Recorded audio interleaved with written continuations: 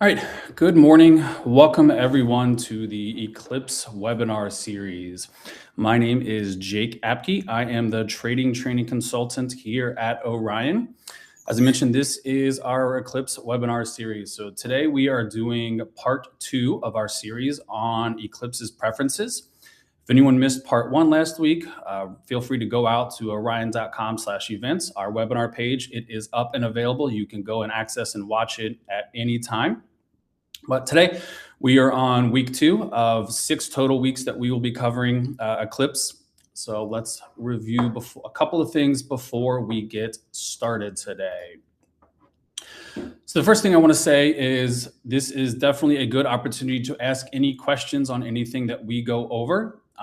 Feel free to chat in. We'll do our best to answer them. They're going to have some Q&A time at the very end. If you have any questions that we are not able to get to, we will also follow up. I'll send out some case messages. So don't feel like if your question isn't going to get answered, don't ask it. Feel free, submit it. We will do our best to get every question answered for you guys. Also, as I mentioned, the orion.com/events, that is our main page where you can access all of our webinars and upcoming events. So if you have not registered for the remaining webinars in this series, each one has its own registration link. So go and sign up for the rest of them. And again, after each webinar is finished and complete, we will post it up there so that you can go online and view it at any time.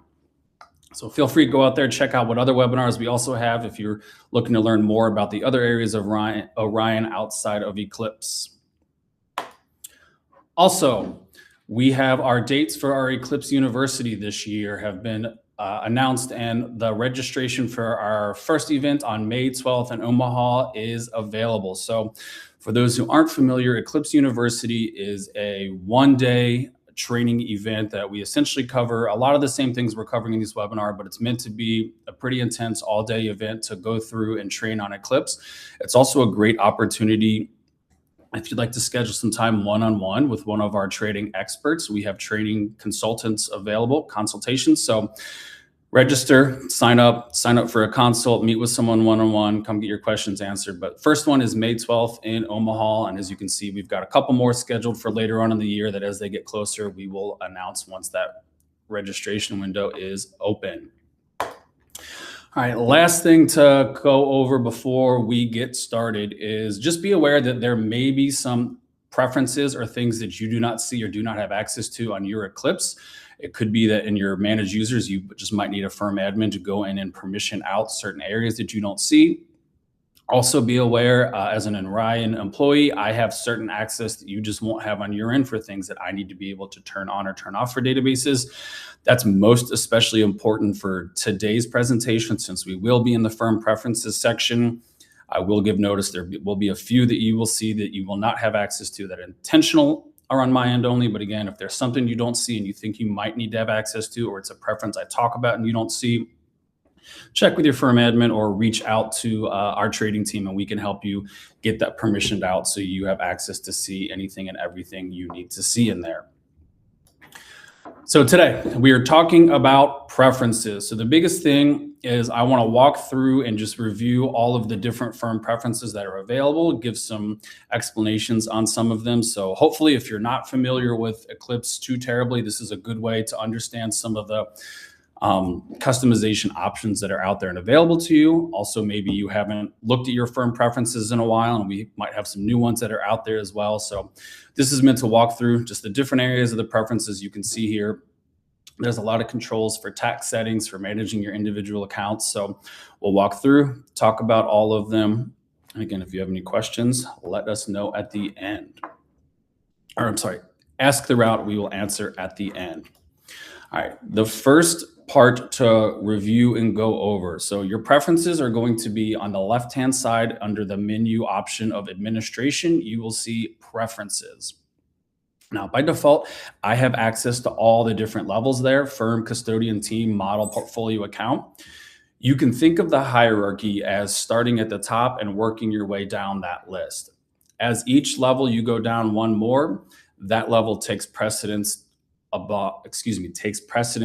the level above it. So for example, if you have a setting at the firm level, but you to go to an individual custodian and say, hey, Schwab has a different setting.